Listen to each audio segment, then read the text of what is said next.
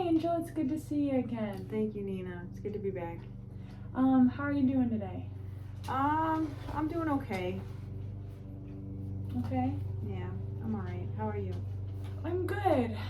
So last time you were in, I asked you to fill out some paperwork. I know we talked about how your anger, not when you get angry, it leads you to want to use, you said, alcohol, gabapentin, and cigarettes. Yeah, that's true. I do have a lot of stressors at home. I have stressors at work. And I'd like to quit smoking, but I feel like when I get so stressed out at work that I go outside and it's kind of like I step away, and I know it's not good for me, but I think it helps calm me down. I can't always drink at work, but when I come home, I just want to have a couple beers. It helps me to just relax, decompress. Things happen with my son. I get stressed out, and then I'm like, I gotta walk away. Because it's like I try to stay calm, but it's like I instantly get that I go from here to here like in a second, and I lose it. And I'm trying to stay calm. It's like I go to work to get away from home, and I gotta go home to get away from work. So I'm like, I gotta figure out what I could do to bring my stressors down. So Angel, if it's okay, I want to go over the questionnaire that I had you fill out. Okay, sure. In the questionnaire, just as a reminder, I know you just did it, I asked you to score your anger, and then I asked you to score for different situations, and then I asked you to score about the questions that says, how often do you imagine a drink, and then I told you to insert the word pill or cigarette with it as well, since you mentioned them all three being together. And so I would like to go over this because I see that I want to applaud you because I see that you didn't mark all the time for any of the answers on the anger. Granted, you did say that you're mostly angry at the slightest things.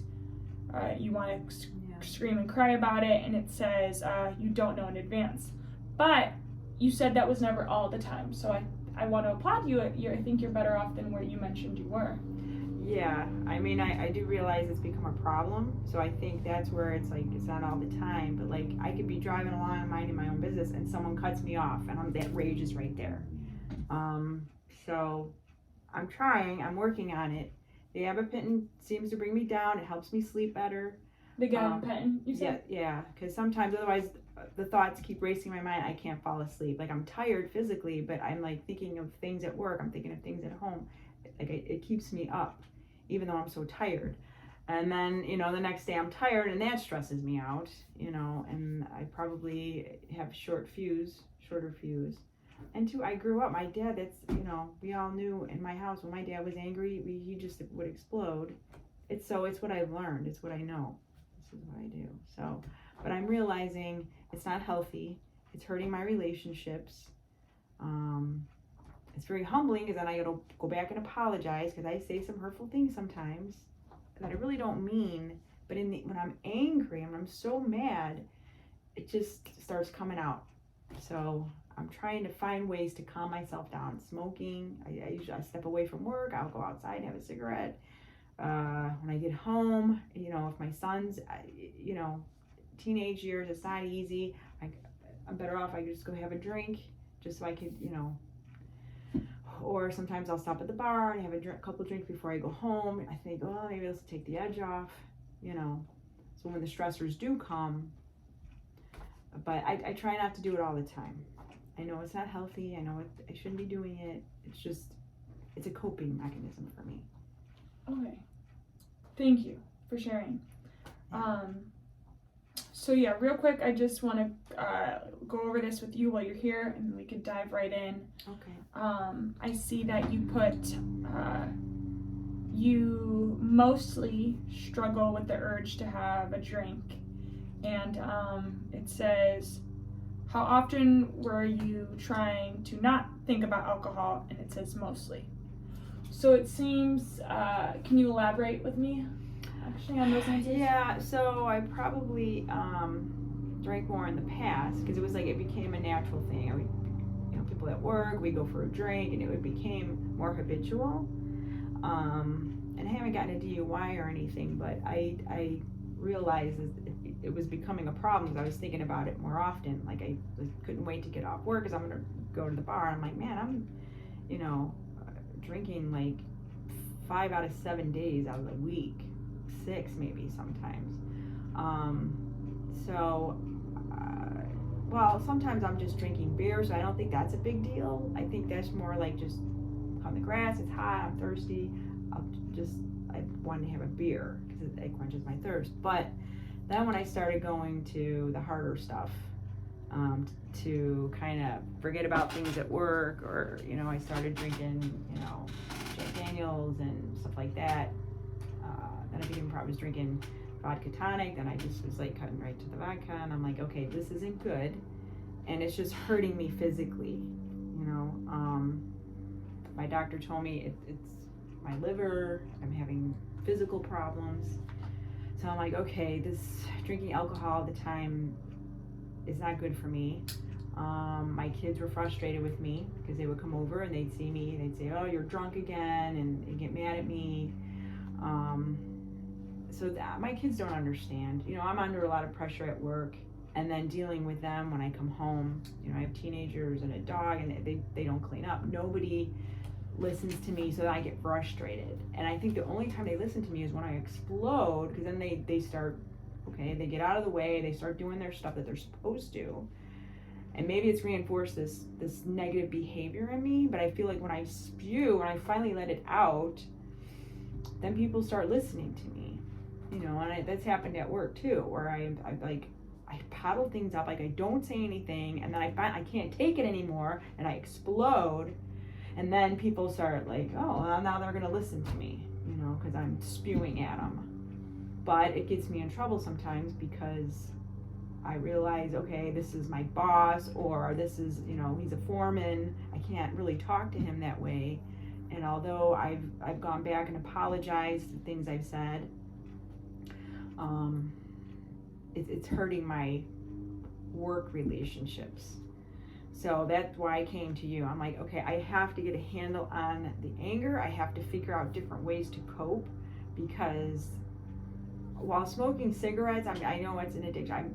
It does help me. It helps me be able to step away even at work, because we're not allowed to smoke in the building, but I can leave the building and just, take a breather. So even as I'm walking to outside, it's like helping me. And I don't want to drink all the time, but I do like it. So there's a struggle there, because I know it's not good for me. My doctor's telling me I have to stop, and I know it makes my kids angry. But sometimes I'm like, fuck them. I just want, I just need a break sometimes. So that's what led me to coming to you, to try and get some coping mechanisms, or, So I'm trying to be as honest as I can on the questionnaire. Well, Angel, first I want to thank you for coming in. It takes a big step of courage to even admit that they have a problem within themselves that they don't like and they want to fix. Your vulnerability with me is admirable, and I'm here to help you in any way that I can. Thank you, Nina. I appreciate it. I do. Someone had said to me once that if you had a broken arm, you'd go and get a cast. If you had diabetes, you would take insulin. So I'm like, okay, right. So if there's something going on emotionally, I should probably get that looked at. So that's why I'm here. I love that. I'm gonna take that and use that for my clients. Yeah. That's a great expression. So Angel, have you tried to make a change before? I can't say I did anything that really I stuck to it. Someone said exercise, so I tried doing that. It's much easier just to crack open a beer, or do a few shots at the bar. It's so much easier. But I realize it's not good for me. So that's why I can't really say that I've done other things that have helped me to really, I try to find things that I like to do and carve out time to do it, but because life is so demanding, it's hard for me to find the time to do those things, like go for a walk or read a book or, you know, things like that. I see what other people do to try and relax, and I'm like, it just doesn't, to me, it's just easier just go to the store, get a six-pack, and just start drinking. Angel, I want to, before we dive into things, I want to know a little bit more about your daily schedule, you know, about your job, what your day looks like from when you wake up to the night, so I can. Okay, so I wake up about 4. I get in the car by 5. I drive into the city. I start work at 6 a.m. every day. I either work 10 hours or 12 hours, depending on the workload.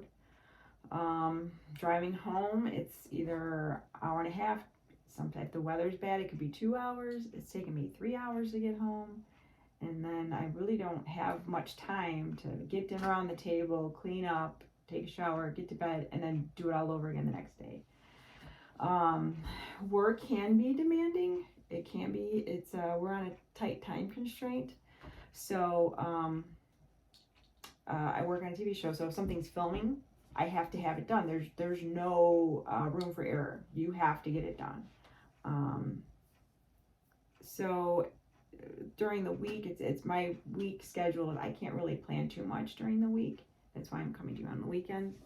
And then the weekends, I try to get everything done. My housework, laundry, because during the week, I really don't have that much time. So doesn't allow time for working out. It doesn't allow time for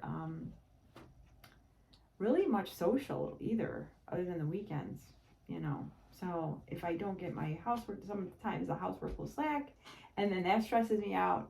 I hate clutter. And my kids, like I said, my kids are at home, and the dog, they make messes. They're not responsible. So this is what leads to my frustration. This is what leads to it's like a downward spiral, like a snowball going downhill. It gets bigger and bigger and bigger. And then that's the thing that keeps me up at night. Then I started taking the Gabbies to help me sleep. And then I was relying on that. That's too much. Then I'm drinking coffee to try and wake up. So it's a vicious cycle, really. That was the word that was coming to my mind. So Angel, how would you like things to be different? Well, I would like it to be different in that I have tools on how to deal with the stress, because I don't think the stress is going to go away. But I have to figure out how to deal with these things before I let it get to me. Mm-hmm. You know, so when someone cuts me off on the highway, I'm like, oh, I don't, mm-hmm. go for their jugular. I just need to figure out ways to calm down mm-hmm. by myself. You know, I can't rely on pills all the time. I can't rely on alcohol, cigarettes. I mean, I'll probably keep smoking. I'd like to quit, mm-hmm. but then I'm worried about gaining weight, and, so it's just mm-hmm. constant. The thoughts, they just keep coming. They keep coming. So that's why I'm coming to you. Well, Angel, you're very insightful. I think you're very aware of what your triggers are, and also what you need. So I kind of want to start breaking this down. Let me see if I'm understanding so far where you're at. You've kind of explored getting better before, though this is your first time in treatment. So far, am I correct? Yeah. Okay. I haven't gone for treatment yet. I haven't been in a facility for drugs or alcohol, but this is my first time counseling. Forgive me. Yes, that's what I meant, counseling. But thank you. So it's your first time in counseling. So a little bit about how counseling works. My first concern would be your safety, and it sounds like you're in a safe space in that you're not gonna hurt anyone, hurt yourself. No, I'm not suicidal or anything. I haven't entertained thoughts like that or anything. It's more like just dealing with the day-to-day stress. Mm-hmm. Yeah. The stress that will then trigger the drinking, the gabapentin, then the coffee. Yeah, I've had some outbursts at work. Like I said, like things build up and then I explode. Okay. And so I have to curb that. Okay. Let's explore a little bit about those outbursts. Can you tell me what brings them on? What triggers you? Usually it's if things aren't done in the right time frames at work, that adds a lot of stress.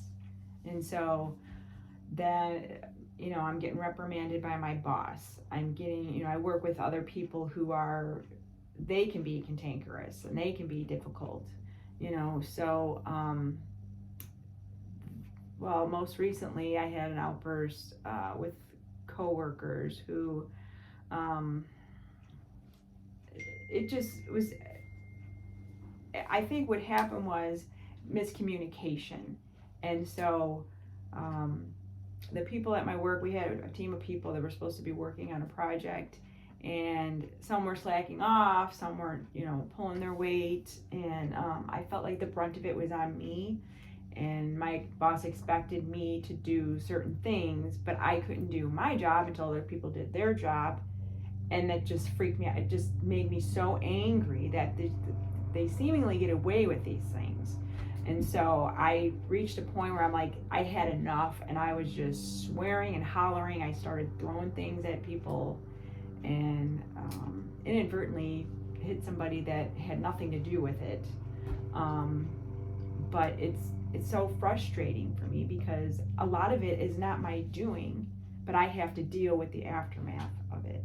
So I think that particular time what happened was miscommunication, and then people not doing what they're supposed to do, and then I feel like I have to make up for that, so I'm taking on the responsibility, and trying to make a name for myself out there in the field, and then there's other times where I think I come home and it's like one thing, like the dog shit on the floor and no one cleaned it, and then the dishes are sink full of dishes and nobody's doing it, and then my son sitting watching TV. It's frustrating. I'm like, why can't you, so I just lose it, and I think, well, these are my kids, don't they see what I'm going through? Can't they help? Can't they be more, so I just kind of, I lost it with him, one thing leads to another, and he's being defiant, he's gonna be 16 years old, so he starts spewing at me, and then we're just all out brawl. And my neighbor comes over, is everything okay? And I'm not, like, mind your own business. It kind of frustrates me. So it's just, I think for me, it's just, when I'm already frustrated, just a few key things, and then I'm over the top, just spewing mad, and it doesn't take much if I'm already frustrated. So I think for me, I have to figure out how to back down from, like, when it's like climbing a ladder. I'm getting angrier and angrier, and I'm like, I just have to figure out ways to calm myself down and just let all that shit go. Mm-hmm. Does this make sense? It makes sense. Angel, this would be stressful for anyone. I want to applaud you for even being able to be here and stay afloat with all this going on. That I don't know if I was in your shoes, if I would be able to keep myself together as much as you have. Oh, thank you. I don't know. I don't feel very good about it. But I guess, yeah, maybe when I listen to myself talk, there's a lot of stressors in my life. So, wow, maybe I should commit to it. I'm kidding. No, I'm kidding. Well, I'm definitely. I always want to know if you ever do. I understand. Yeah, no, I haven't had thoughts of that. I think that would be too hard on I wouldn't do that. I mean, there's things I enjoy about my life, my dog, and I do love my kids. Spending time with them, and things are good. But there are a lot of stressors, for sure. and my job. But my job it's what I know. I've been doing it a long time, so I don't see me changing jobs anytime soon. Mhm. So that's why I'm here, though, to figure out what I can do. And so Sure. So, Angel, it sounds to me like the stress, something happens, you have an immediate reaction. So, I want to work on with you putting in the blockers before the angry reaction and to then the substance use, or being overly tired from being emotional all day and then the gabapentin or what have you. So really what I want to work on with you starting is to get those moods under control when they happen. So something that I tell my clients, a lot of the time these anger reactions or the urge to want to use, think of it like a wave. Like there are the highs and the lows and the crests. In the moment of when it's the real high, the urge to want to react or the urge to want to use, that usually lasts for a good 5 to 10 minutes if we don't feed it. If we feed into it, it could last longer. okay, so when you say when we don't feed it, what do you mean by that? Like ruminate on the thoughts, like, I want to punch this person, or it would feel so good if I could just take a gabapentin right now, or insert word here.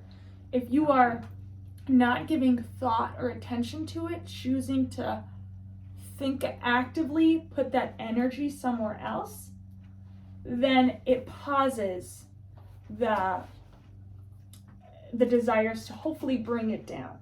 Okay, so how do I do that? So a few things. What I like to do with my clients, let me grab a pen here, is I call it a self-care bubble, but it's really things that we could utilize to help pause. There are breathing techniques. Something I like to tell my clients is, in the moment when something happens and you want to react right then, whether it be verbally, go to the substance, to have them breathe in, we're going to do 10 breathing to 10 seconds. So where you breathe in 5 seconds, hold it. So 5, hold it, 1, 2, 3, and then breathe out for 5. 1. And you're going to do that to 10 seconds. And I know in the moment it might be difficult to go there, but pausing to be able to do that, followed by something that we're going to pull from we're going to make a list of what we like. It's called mind, body, spirit. Then it's people I can go to. Okay. I can go to, and things you would like to achieve. Okay, so 1 moment. You'd like to achieve. Only if I could write faster, right? Achieve. Okay. So, in the body, or even mind. So we talked about breathing techniques. Okay. We could practice mindfulness. Have you heard of that before? Yeah, I think so. Taking thoughts captive. So it's almost like concentrating on the breathing, and it takes your mind off of whatever you're dealing with. Kinda. Sure. So these are just tools to help us anchor ourselves to the moment, not the stressful moment, but just to be present. So what I mean by mindfulness is you use your 5 senses, taste, hearing, sight, feel, the senses, the 5 senses in your body. Yeah. So either some of my clients, they have essential oils that are really strong scent, and you smell it right under your nose.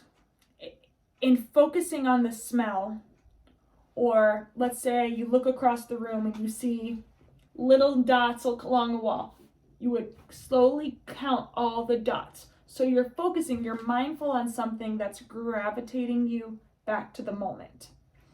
So I would put dots on my wall, or forgive me, I'm sorry. So, for example, look at this tissue box right here. So, I know some of the sides have a lot of dots, but some of them have the dots, the Okay. smaller. Pattern, yeah. So you would sit and you would count in your head. Go 1, 2, 3, all the way through a circle. Okay. Because it's pausing you and it's forcing you to become mindful into the moment. And it's serving as almost as a blocker before the negative reaction. So by the breathing and then, or So- the mindfulness. So I would do this when things at work are mounting, or I come home and I see the dog shit and the dishes in the sink. So I would just do the breathing and then count whatever pattern or Kleenex box or whatever it is when I feel myself starting to get that. And these are just examples of things. Okay. But yes, the purpose is to serve as a pause before the reaction, to help to try to put blockers up before you do the action that you don't want to do, the undesired action, which would be the drinking or the reaction. Okay. So blockers. Exactly. So let's break this down a little bit more. Okay. Are you religious at all? Do you? Yeah, I am a Christian. Okay. Yeah, so I do pray. I do Okay. talk to God. Pray, talk to God. Okay, those are good things because we're gonna try to find ways that we can implement some of your values and values that we could cling to in the moment. Like some of these values are gonna be more like a lot of people say exercise, and some are or golf. Some are easier to. Some they could do in the moment right then, but like something like golf. Right. It depends. Right. Yeah. Okay. So yes, so you said talk to God. Can you give me some things that you could do with your body that I bite my nails. okay. That's Do probably not good. yes. So that's a good recognition that you realize that that's not good. Yeah. Can you give me some that would be positive for you? Well, exercise, but I really don't have much time to exercise. I guess I could get to a point where I could walk away at work, walk outside, maybe not necessarily go right to a cigarette, but I could Mm-hmm. maybe just take a walk outside, or I have a long walk to the bathroom. Sometimes I'll just go to the bathroom just to get away for a minute. That's a good one. It's a really good one. Okay. And then are there some people you could go to? Well, that's why I'm here. Came to counseling. I have a friend that I could call, and but sometimes I think she's tired of hearing me complain. So I don't know. I don't really have many people that I can talk to. You have me. Yes. So yes, I'm gonna put myself on there. Oh, good. Thank you. Yes, that is, and you know what? And that's very healthy of you to recognize that the friend isn't probably who you want to go to in this way, Yeah. and to come to a source where you can have that healthy exchange that you need. Yeah, that's true. Okay. Thank you, Nina. And then are some things you would like to achieve? I would like to earn enough money so that I can retire. I'd like to set up some sort of IRA or something so that I could retire, like save. I'd like to save some money. I would like to get better with boundaries and just talking to people before I get angry. I'd like to get better at not turning to alcohol, to not turning to pills. Yeah, those are some things that I would like to do. I think this is a great start. So I'm gonna actually rip this out, and this is your copy that you could take home. So we're gonna write on this, we're gonna title goals / self-care, because I believe that is what you can view this as. So Angel, Breathing, go for a walk, to God, pray. Okay, thank you, Nina. so what do you think you will gain as we start to implement these? Well, probably I'll get better sleep.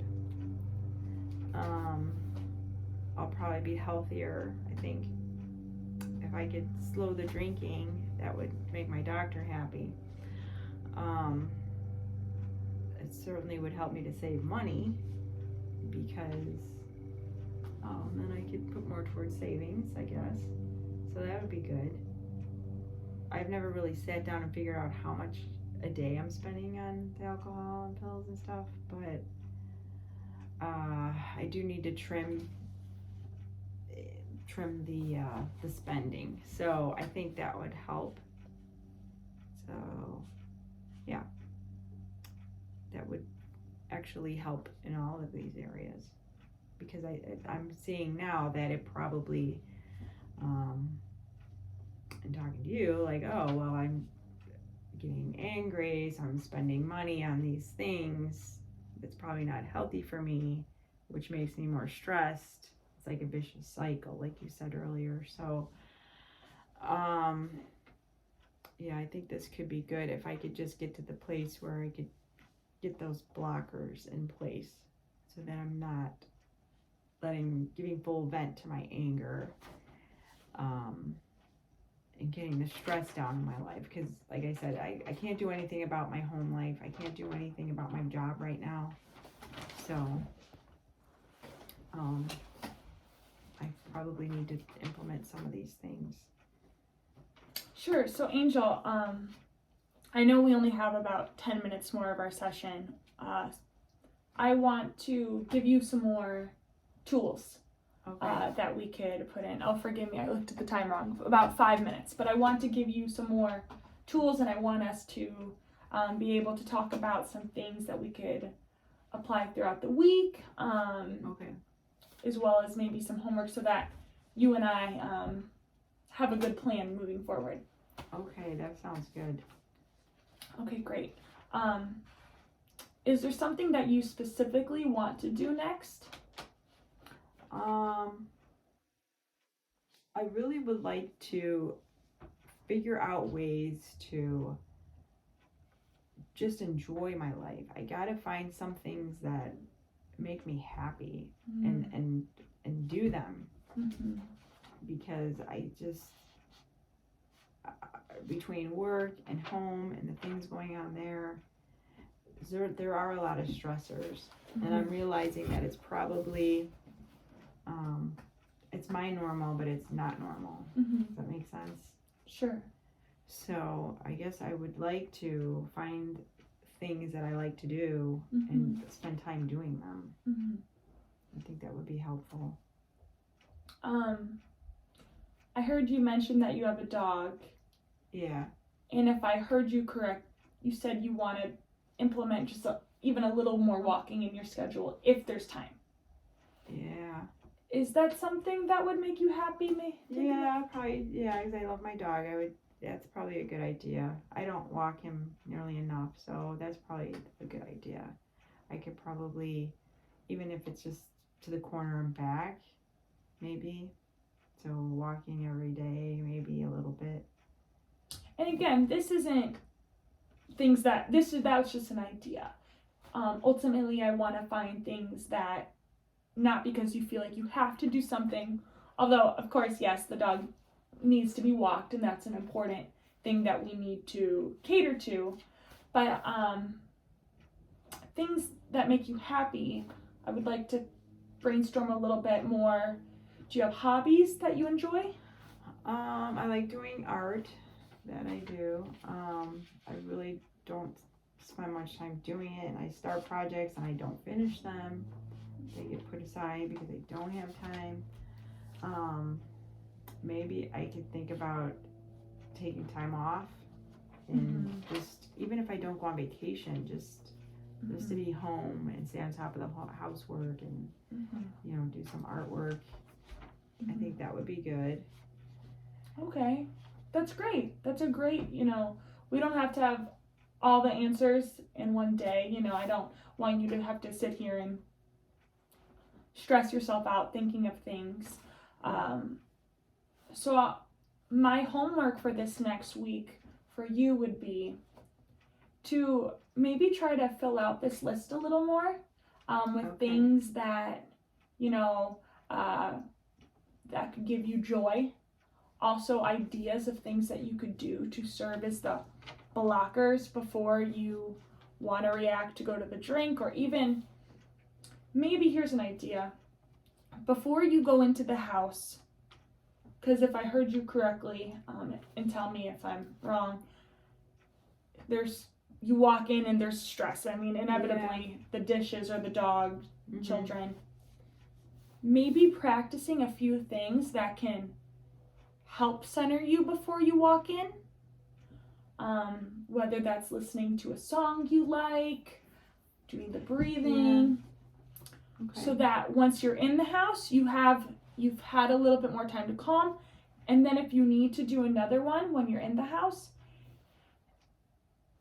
I'm not gonna ask you to, you know, cold turkey just stop the, you know, the drinking and all this stuff, and if anything, I feel that might be more harmful to you than good, just to ask you to, you know, cut it all out. So our goal for you would be to slowly start implementing techniques that is helping you learn how to regulate. Because we can't ask ourselves to get sober from these substances if we don't know how the tools or even the things that led us there. Otherwise, we're going to do ourselves more damage than good and set ourselves up for failure. So I'm okay to drink and... Well, the concept that I'm really working towards here is called harm reduction. Have you heard that term before? No. Harm reduction is basically we want to slowly reduce whatever substance we're using with the goal, because if I just tell you right now, stop touching the alcohol, stop touching the gabapentin, no cigarettes, that's a very unrealistic goal. Now, if our goal right now is to set up more blockers in between the thing that would cause us to use those substances, maybe in a month we're only gonna drink beer 3 nights a week, or we're gonna cut back. If we're taking gabapentin every night, I'm gonna challenge you to only take it 5 nights a week, and the 2 other nights focus on this. And this might be a process that takes 6 months, could be, but the point is we want to slowly reduce the harm that we're causing. Harm reduction, okay. But I don't want to overwhelm you with that right now. I just want to be fully transparent. I'm not here to say drinking is great all the time. Take as many pills. That's not what ultimately would be healthy for you. No, I understand that. Exactly. And okay. So Angel, I truly want to applaud you for coming in today. Thank you, Nina. Especially, this is your first step in counseling. That's a big step to take. Yeah. Well, I'm already feeling better because I thought, you know, I'd come in, you didn't condemn me, you didn't tell me what a bad person I am, so thank you for that. No, never. So Angel, do you have any questions for me before? No, I think I'm gonna try and add to the list, like you said, that's my homework, right, for the week. And then I'll come back next week and, yes, you know, yes. I do want to work on maybe getting, you know, if the breathing doesn't help, you know, I can't always walk away at work. You're in a stressful situation. So I'd like to work on how to deal with conflict at work, conflict resolution, when people won't listen to you. It's very frustrating. So I need to work on. I would like to do that in the future. Sure. So I guess another homework, I'm going to ask you just to keep your eye out for that. And then we could discuss that more next week because unfortunately we are out of time. Okay. But next week you could tell me the times where there was conflict and how you went about it, and we can look into that further. Okay. I would love to see you. I think every week you and I should be meeting Okay. for the Civil Future for a while, and I'm super excited to start this counseling relationship with you. Thank you, Nina. Me too. All right. Thank you, Angel. Have a great one. You too. Take care. Take care.